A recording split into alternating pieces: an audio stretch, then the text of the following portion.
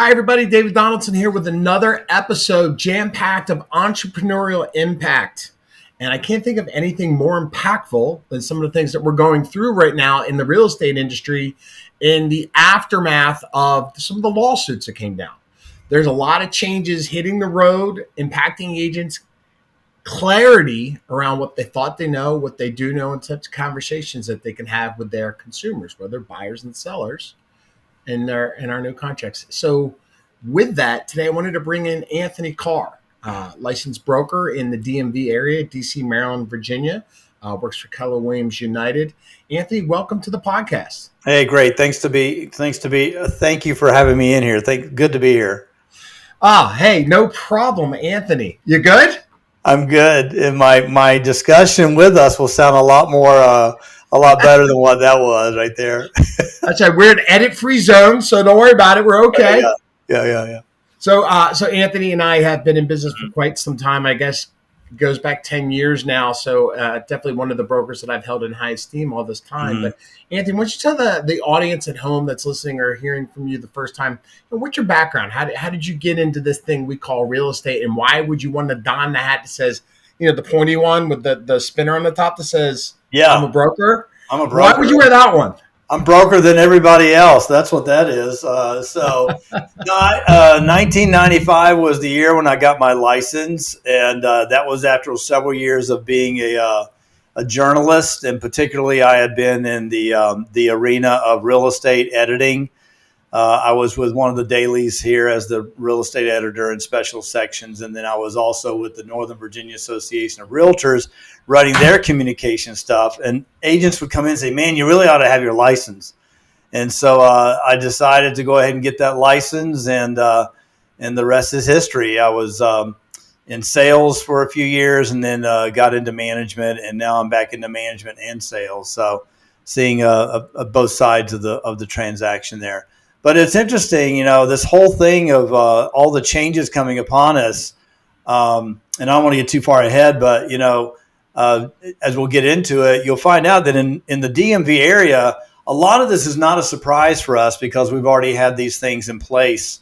So it's just a reminder of what we have to do to protect our clients and do right by them. So that's how I got here. 30 years now. This next year will be my 30th year.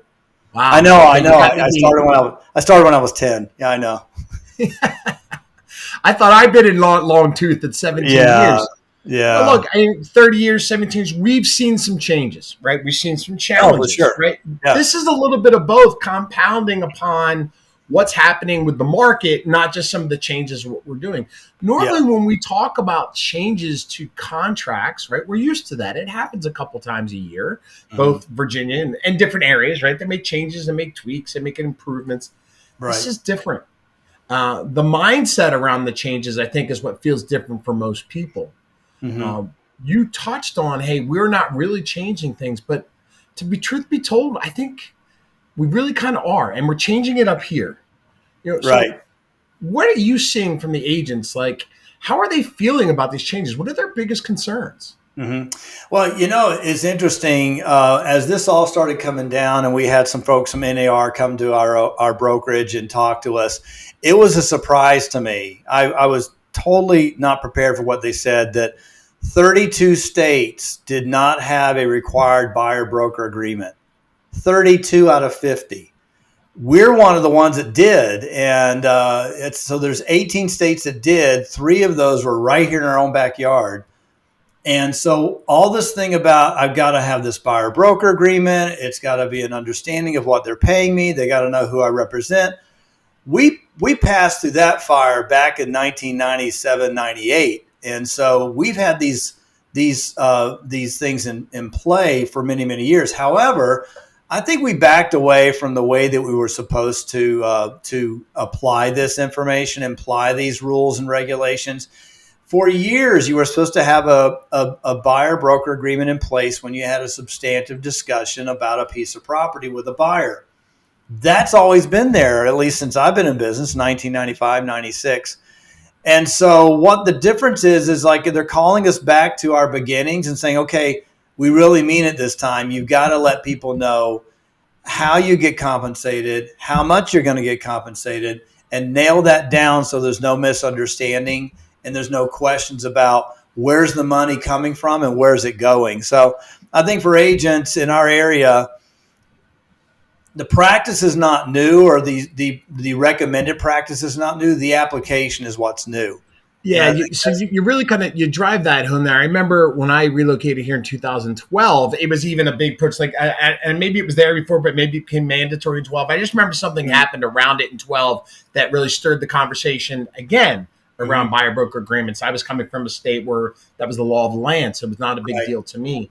However, what I watched, I call it like a scarcity of mindset and an approach to how I provide value to my consumers, and having the conversations that I should have always been having.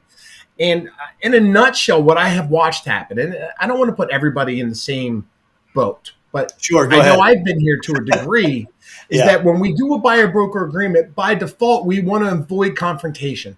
Right? So we would instinctively say, don't worry about it. This establishes our relationship and says you're going to compensate me for the work that I'm going to do to help you achieve your goal. However, in this circle of financing, that compensation is going to come to me by a vehicle through the seller. And they're going to offer me something that may be equal to or different than what you're offering, but I'll accept that. Right. So there was a disarming effect and not truly showing the validity and value of what I was actually doing for you. And I think that is what has done a tremendous amount of damage in the psyche of the agents, because they don't know how to have that conversation. Exactly. And I think what happened is we were looking at, hey, here's your bill, your invoice, but don't worry, this guy's going to pay it. And we got comfortable in that, always thinking that the seller was going to pay it instead of the buyer. Now, in this new world, a few years ago, I crossed the bridge of this. Where's that money coming from to pay everything in a real estate transaction? And it's tens of thousands, if not hundreds of thousands of dollars. And so I started using the term, look, there's a basket of money on this table. And this was even to help the seller to understand where that was coming from. Where's that basket of money coming from? And the seller never said, well, I wrote a check for it. No, the seller goes, well, I said, where'd it come from? Well, the bank. I said, and where else? I said, the bank's giving 100% on these houses? Well, no, 20% is coming from the buyer. I said, so the buyer is coming in on a $500,000 house with $100,000 that they are writing a check for, and then they're borrowing $400,000 on the table. What's the first thing that gets paid off from this? And they usually go, well, the commissions. No, it's your mortgage on your house.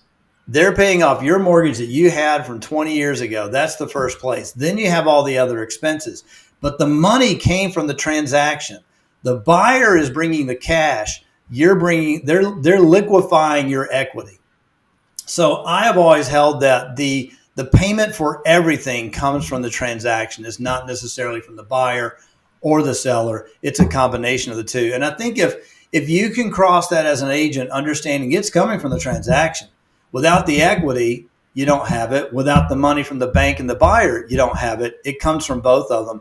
You can cross that and have that discussion with your buyer and seller. I think emotions die down, and I think there's an understanding and a logic that comes to it. And then I think everyone's okay with, okay, I understand now. I don't feel like I'm paying for everything. Yeah, you're right. It's that endless loop that we need each other. Right. Now they're trying to define things a little bit better. And I truly do understand what they're trying to accomplish to a degree. But, it's challenging for people to wrap their minds around it. Right. Yeah. It's always been three parts to the transaction, but they're now a little bit more uniform in their approach. They are taking away some of the ambiguity, which is good.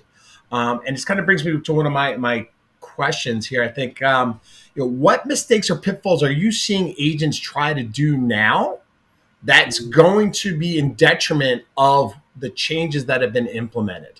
That's a good question. I mean, I think the good thing for Virginia realtors is that we saw this coming. Our new forms were released in May and went active July 1. Maryland, D.C. are rolling theirs out at a different time. So in Virginia, we've had to start dealing with these changes early on. The mistake I've seen for over a month now, number one, ignorance. They're not reading what the form says. They're not understanding the difference of what it takes to make that. And so therefore they start making some assumptions. They're also using the past as an interpreter, or at least as a guiding light to the future. And I think what we have to do right now is like, look, the game has changed. The rules have not only been altered, some of them have been erased. And you have to realize what are the new rules as we move forward. So the biggest change I think that agents are having to look at in the Virginia forms is this, and that is the commission relationship, the compensation relationship is now between the seller and the buyer rather than the broker and the broker. And so that's a big change for us. It's always been that the listing broker charged a fee to the seller, and then that got passed on to the buyer brokerage. And now it's the seller saying, I'll give that listing agent and that brokerage a fee, and I will offer out something to the buyer agent as a fee as well, because I know that money's coming to the table, and the buyer's going to liquefy that and take some money back for their own compensation. But it really is that the agents, if you will stop for a moment and look at the changes in that contract, it's going to make a lot more sense. And then the challenge that they have is, well, what if this and what if that, when it has not even happened yet, worrying about what might happen when it really hasn't. So I think those are the two things. Mainly it's ignorance, and I don't mean that in a bad way. I'm just saying stop, pause, read. Don't count on a video from Louisiana to tell you how to do your business in Virginia. And that's another. You can count on this video, though, to a degree. Okay, right. Well, I would encourage watching then. Yeah, wherever you're watching from, whatever state you're watching from, you can't take what's happening in Missouri, New York, Louisiana, California, and apply it to Virginia. You have to look at what's going on in your local area. Even here, we work in 3 market areas, D.C., Maryland, and Virginia. We got 3 sets of contracts we have to watch through. And remember, you're only just talking about the northern side, right? Remember, if we look at Virginia as a whole, then we're talking about bringing in the Eastern Panhandle. You've got West Virginia. If you go down south, you got Kentucky and West Virginia. You got North Carolina, right? So we're a border state all over. Right. And so the agents are having to come to grips with, well, exactly what you said. Like if you get down to Southern Virginia, those folks are dual licenses. They're going into North Carolina. You got some agents in Northwest Virginia going into West Virginia.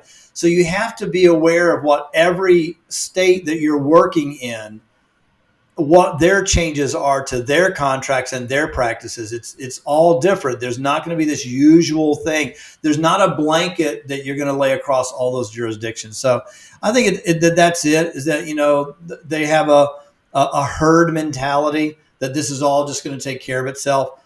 And what we're finding already is, our office, I think, has done a pretty good job, our brokerage, in training our agents up quickly. And we're already running into ignorance outside of our brokerage of folks that say, well, I thought it was this and this. And you realize you picked that up in a video from someone that has a YouTube channel, not from your broker. I do want to jump into the education side, but I did want to backpedal for 1 second, because the one question that I've heard the most over my years of experience when talking to my brokers about any myriad of questions has always been, what does the contract say? So when I hear you talk about the ignorance factor to this, it could not be more important for them to truly be able to understand, what does the contract say? Right. And I'm seeing too many people now try to interpret or reinterpret and inject their own language or spin into what they think it should say, not accepting it for the intentionality of what they're really trying to do here. Right. Are you thinking like they're trying to get an easy round? They're trying to get what's the loophole? The loophole. They want to reword and try to account for every scenario of whom might be compensating whom. Right. To different degrees, and understanding that this is their intent. Their intent is the seller is compensating the listing agent brokerage. The buyer is compensating the buyer agency brokerage. The finances from the contract, which are provided from the buyer to the seller, are then maybe dispersed to help offset or apply to whatever that buyer's agency agreement might look like. There's really not a gray. We joke a lot about, hey, let's real estate. What's the gray? This is not one of those times where you want to dance around the gray. That's kind of where I'm looking at when I'm saying my concerns for some of the agents are trying to overinterpret what they think it should be versus what it actually is. Exactly. I mean, we're seeing this in the realm of, and some corporations will remain nameless, but they're introducing some sort of showing form that is supposed to be their form to agree to take a buyer out. That showing form does not hit the requirements of the NAR agreement. And so you're going out with a showing form, a little contract you've written between you and that buyer that doesn't hit those high points. And so you can't do that. I'm seeing already sneaking up people saying, oh, well, instead of the MLS, we'll have another website that agents can come to and put all their information in to share what their buyer agent compensation is. So now you have member agents of NAR coming to another website that's not owned by NAR, but it's operated by a lot of NAR members and say, well, here's what our compensation is going to be. And so we're getting around that rule of actually having to do what the NAR settlement said. Text, phone calls, emails, word of mouth, meaning you talk with the agent, a website. Instead of doing all of that, I don't want to have to go deal with 10 agents to find out what the compensation is. I want to go to one source. And that's what got us in trouble to start with. Exactly. And so the court said, communication has got to go back to the basics, right? It's got to be agent relationships. You got to talk to people, right? The uniformity of brokerage offerings has gone away. Like that was part of the transition. You said, hey, some places waited to release their contracts. We inherited an issue initially about, hey, we were using new contracts and the old MLS, so that created an initial challenge. That also came into education and quick changes from the free flow. And I wanted to say to you, right, as we're talking to agents, and you started to allude to the conversations you've been having, do you think there's been a time outside of maybe when you got your broker's license that you have spent more time getting educated than what's happening right now? No. I mean, I was a journalist, okay? So I can read and extrapolate information quickly. So I'm blessed in that regard. But man, and the challenge that our associations and the MLS have had is it's been a moving target. Oh, okay, we're going to do this. Oh, wait a minute, we can't do that. So they changed the rules. I mean, there's a place called facts.realtor, facts.realtor. They started out with like 50 or 60 questions. Now they're up to over 108 of Q&As that they've run into around the country. And so I think part of the challenge you have is it's a moving target. We don't know what the water is going to be like when we get into it. We just know it's going to be different than the water we've been in. And so I think it's more like take a breath. It is going to pan out, but we have to pay attention. All right. So we got to figure out what's going to be the best practices. Once this NAR settlement is finally settled, now what does it say? Because it's not settled yet. It has not been approved by the court yet. And this is in August 2024. So once that is finally settled out, then we'll have an absolute hard path that we can walk on. But right now it's kind of a moving target. And so we have to be flexible, but don't be frustrated. Understand that we've gone through this before. The brokers are getting high levels of education. So lean into your broker to see what you hope, right? That's an important aspect to that. Yeah. Like me personally, not being a broker myself, but I probably attended and paid more attention to contract changes than I ever have in my life, right? Mm-hmm. Again, outside of maybe getting a license because they were minor. Yeah. But when I look at and I hear some of the questions, and we'll kind of cover these a little bit, and some of the other brokers, that's what I was kind of getting to by saying, hey, how much time have you put into this? Because I think that's so important right now is what is your brokerage offering you to be aware and support you in this transition, right? How many, for your office, your location, the conversations, how many conversations or how many hours have you spent counseling agents over the last 60 days? Oh man, it's definitely hopefully it's countless, right? Just on that. I mean, it's besides the deals that are being done, but it's also the questions of the deals that are coming down the pike. And here's the thing, realtors, I mean, they're busy marketing to get business. And so they're so busy marketing to get that business that they may not be paying attention to these changes until it's right here. And then they have to say, hey, wait a minute, this paragraph 6, 7, and 8 is different than what it was 30 days ago. So this is not going away as far as the education component is concerned for quite a while. As you know, in this business, there are people that they will do 1 or 2 deals a year. The average is 8 nationwide, but there are those that they have their license to help a family member or a friend periodically.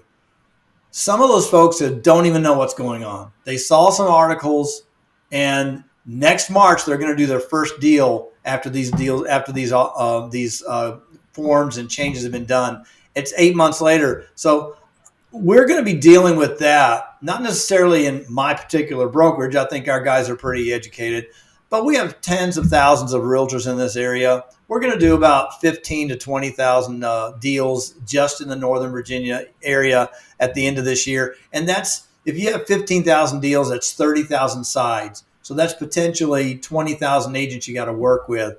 And then it's the, well, who's interpreting what? My broker didn't say that. Well, my broker didn't say that. And then you find out maybe they got a broker that didn't go to the right class, or they're just extrapolating themselves.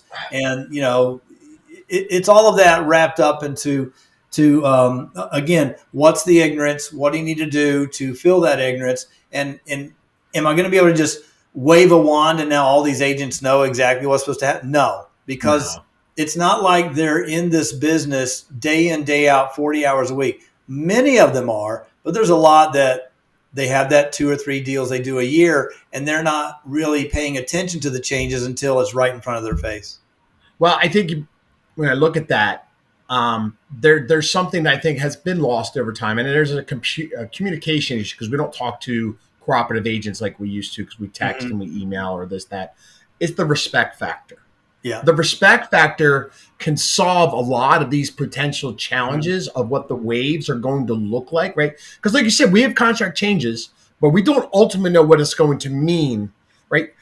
I think I was looking at some numbers, and 40% of the deals that are going to happen this year have not happened yet. So, I mean, you know, almost half of all transactions that are going to take place in 2024 are going to take place under these new agreements. Exactly. There's a lot of things that are going to change from an awareness standpoint. And I'm not saying they're going to rewrite contracts, and they might have to make more changes initially than they've ever made before.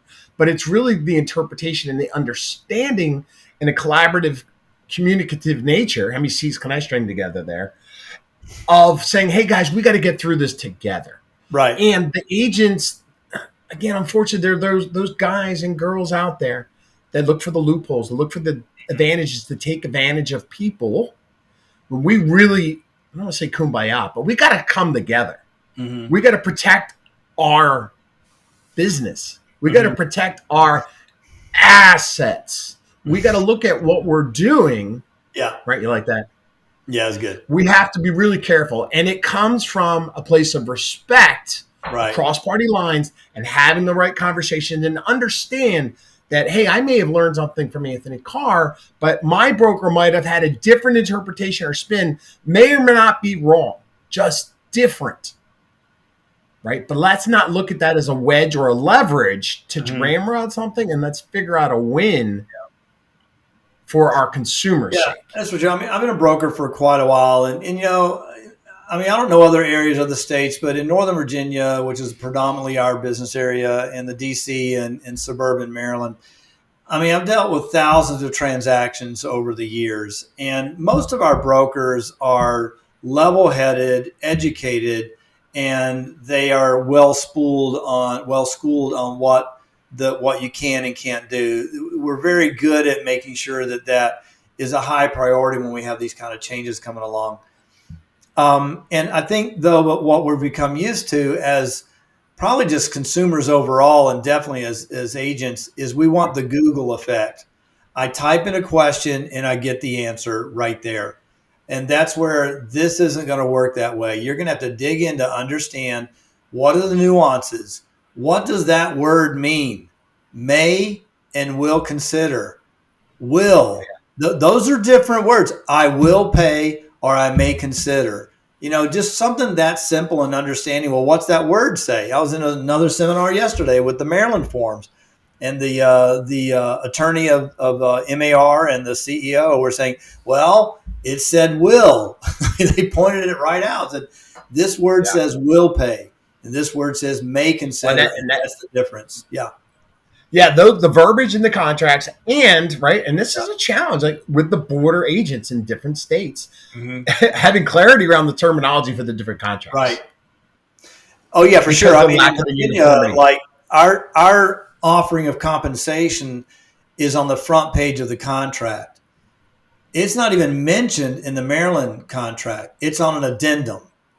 And so, I say that, Virginia is the world of long contracts and Maryland is the world of many addenda. They just have a lot of addenda over there. And so you always say, well, don't worry, we got an addendum for that, And so, but I do see that there's a difference in the way that the two groups have done it. And I think probably as we lay out and get forward into this, I think these groups, these associations are going to start borrowing from each other and say, hey, they really handled that well. Let's do it this way. And, maybe we overreached over here. But right now, I think the brokers, the associations, the attorneys, the real estate attorneys are more like, how do we get this done cleanly and in such a way that we're not going to get in trouble a little bit later? I had one attorney tell me, remember, you agents, you list houses, we list lawsuits. And so you have to have that mindset that attorneys, they get paid when they have to go to court. Okay. And so some are looking for, are y'all nailing this or are you not nailing it? And where can we get that gotcha going? So we have to be very careful about this and be very in tune with what the law says, what it really means, not what my interpretation is of it. And don't go with, well, maybe I got it right this time. As long as no one says anything, I'm fine. No, you may not be fine. So professionally, we have to make sure that we're taking care of that knowledge base. Is there a common theme for the questions that you're getting from the associates, or is it kind of all over the place right now? I think right now it's more like this form change. Where do I put this versus that? It really is. I would submit that most of it is technical than it is requirement. They're okay that it's required. They just want to make sure technically they're writing it so they don't get their clients in trouble. That they have interpreted it correctly. Most of them get it. There has to be transparency. Again, I really believe Northern Virginia, DC, Maryland, when they were talking about the problems that they were having where this case came out of in the middle of the U.S., I was like, we've had all that information in our forms for 30 years, so it's not new for us. It's just a reminder that we have to point it out to everyone. So for them, like, well, I thought we were already doing that. We are. And so part of that is not listening to all the chatter that's out there and making sure that you know what your forms say and what's required. But don't try to do the listing appointment in 30 minutes. Don't try to do that buyer agreement in a 15-minute setting. You got to sit down with your clients and go through it. You don't have to give them a history lesson of everything that happened, but say, this is the way we do it. Where we're going to get most of the questions are going to be from the experienced buyers and sellers. Wait a minute, why do I have to sign this? I never had to sign this before. And sellers saying, why is this divided up this way? I've never had to do that before.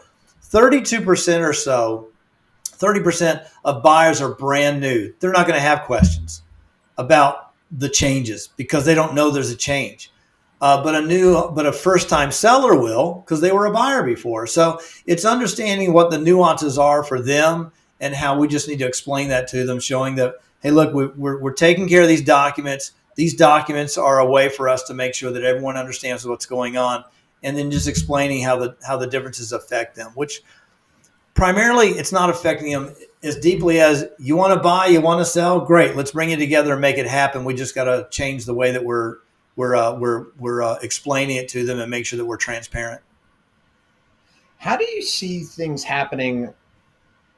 Let's say you're under contract, everybody's all well good. At some point in time during the contract, the offering of compensation from the seller to the buyer's agent changed or got utilized in a different capacity to where the buyer ends up having to come out pocket more than they had originally intended, even though they had a clear agreement. Yeah. Right. But that was between them and the buyer's agent. How do you see that rectifying itself at a transaction, or what course of action or agents going like that's the biggest concern I see when a lot comes up with a lot of people. And I mean, the That's a last good thing agents question. want to do is have, right? Is it the escrow company? It's gonna. Hey, you didn't bring enough money to funds to close. Is it going to be a Right. hey? This is going to be. I can't interfere with the contract, so I'm going to have to go after you after. Like those are the questions that I think we don't know yet. Well, I think this exactly right. I think this is also a separation of the well-heeled financially buyer versus the one that's bringing every single penny to the table just to get into the door. And so it really is, look, I charge X and that's my fee. You're on the dime for it, but let's work together to get that covered in the transaction. Does that make sense? Yes, it makes sense. Does that sound fair? Yes, it sounds fair. And then we get into that transaction because all these fees, and this comes from the buyer agreement and from the listing agreement. These fees will be ultimately defined by a ratified contract. So we have a contract that's bringing together the requirements of the buyer agreement and the requirements of the seller agreement and codifying it, memorializing it in that agreement. And so let's say you get in there and you said, hey, I'm supposed to be getting X. They're only offering Y. We need to have a discussion on how we're going to get Y to X as the buyer. So Yeah. you owe me an extra $2,500, $3,000. How's that going to work? But we've had that discussion much earlier, so it's not a surprise to the buyer. And others, And that's the point. You hope that you've had that conversation yeah, earlier, right? And that is a clarifying, yeah. right? Well, that's the education point. And there's a clarifying point that, when we find out, which is going to be the challenge for some agents, that enhances the communication of, is the seller offering anything? Right? We hope that there's a collaborative approach to these things, but in some cases they won't be, right? So having the conversation with the buyer about, hey, I want to go see this house, you've got to, again, come back to your value proposition, like, absolutely. And at the moment, they're not offering compensation. This is what that looks like for you. We have the assumptions are going to be the problem. Sure. We have a thing we call broker time every Friday at 11. And that exact question came up. What if I have a buyer who just does not have the money? They're on the dime to pay me. And yet we get into a contract and they say, well, my seller is offering nothing, but put in the contract whatever you want. And it may be that the buyer, they're not going to get ratified if they can't come together on that shared compensation happening. And since they can't do that, the buyer is a bit protected in that they know that, well, I'm not going to ratify on something I can't pay for. But it also, I think, for the seller, it puts them at a disadvantage if they are saying, I'm not going to give any money back that came onto the table. I'm not going to allow that to go back to the buyer because it may cut how many feet are coming through the door. Because there's some people that they're bringing every penny to the table. Yeah. And if they don't have the money to do that, then it's going to, and it's not that the seller's helping. The seller is also taking into account, where did that money come from and what is it liquefying? It's liquefying my asset. I'm getting my equity liquefied because of the cash here. I'm just joining in with the buyer to make sure that his agent gets paid. And there's things that, again, because the way we've always done things, and this is going to be a hard stop for some of these changes because the buyer was, like we said, everything was inclusive. Compensation was all part of the process. And now they're supposed to be outside of the process. And the challenge with that is housing pricing, and I don't care what anybody says to the alternative, is inclusive of compensation. Always has been. Mm-hmm. It's interesting to say that. And, right? And I agree with that. And it's always funny to me that when, let's take for sale by owners, for instance, and we lovingly call them FSBOs or private sellers. And it's interesting that they'll say, well, I don't have an agent, or a buyer will come into them and say, well, you don't have an agent, so you're saving 6% right there. The thing is, the 6%'s not been out there for a long time. And then that buyer will come in and make a lowball offer based on what their presumption is that the commission was going to be, and the seller accepts it. And I'm like, you didn't pay this compensation to anyone, but you're netting the same or less. So it's very interesting. Usually, yeah. And so it's interesting. And it's also when people say, well, I'm going to sell it off market by myself. And, I sold my dad's house last year. He's living in assisted living now. And he says, well, I got someone down the road that it was a country house in Alabama. He says, well, someone down the road said they want to buy it. Maybe we can just do it off market. I said, Dad, the only people that brag about an off market transaction is the buyer. You get brags from the buyer. You get excuses from the seller. It's never the seller. Hey, I sold it off market and look at this great deal that I gave them. All right. It's just, Yeah. And so there's a reason that we're in a license, why we have background checks, why we have continuing education, why we have this information is because we bring a value to the table. And I think most consumers understand there's a value. I have a couple of notebooks, and I don't have it here with me, but I got two notebooks. One is the buyer documents, and the other one's the seller documents. You put them together, and it's a whole ream of paper. And most consumers don't understand what that is. There's 100+ pages for the buyer, almost 200 pages for the seller. And they realize, okay, I need a professional to help me just like I would need a professional to help me with financial planning. This is a big deal. It's my biggest asset. I'm willing to pay for it. And the question now is, okay, we're just mixing up how we get that compensation to both sides of the transaction from the table. That's really what it's about. And I think, and that's kind of where I was going with, like, right. Hey, it's been this all-inclusive understanding. Look, the appraisals were based off of that. Values were based off of this all-inclusive process. And if we're saying we're trying to strip it out, to some degree, it may or may not affect values depending on where we are and how busy the market is. So there may be a delayed change to some of that, right? And also when we're qualifying buyers in the appraisals, again, if we're saying we're not funding compensation, but we always have, how is that actually affecting those that don't have the ability to come out of pocket that additional compensation method they've agreed? Those are the things that I worry about for certain classes of buyers, right? And their approval process. Right. Well, that we just don't have, and we just won't have answers to for now, right? There may be some lending parameters that have to change. That's true. And when I just heard yesterday through a lender, he says, yeah, some of my underwriters are not underwriters. Some of our investors are considering, well, we can give some sort of credit, which will help cover your expenses of having an agent that you're having to pay for. And they're working out the details on that and how that's going to work for them.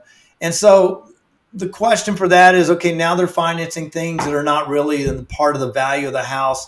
How does that work? How do the rules? My argument is they always were. Yeah, to a degree.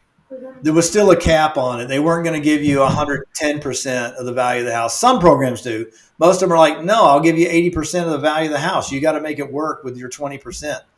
So that's probably will be a continued discussion as we move forward. Well, listen, Anthony, I really appreciate your time today. I mean, look, all of a sudden, this is a conversation that's not going to end, but I really want everybody to kind of adhere to at home. There's a couple things we kind of address. Look, above all else, education, respect, communication, and what does the contract say? Right? You have got to get out and get informed, and don't fall into the ignorance category, right? Because that's going to land you in realtor jail. Exactly. All right, everybody. Thanks for tuning in to another episode of Entrepreneurial Impact and our guest, Anthony Carr. Thanks for joining us. It was great. Thanks for having me.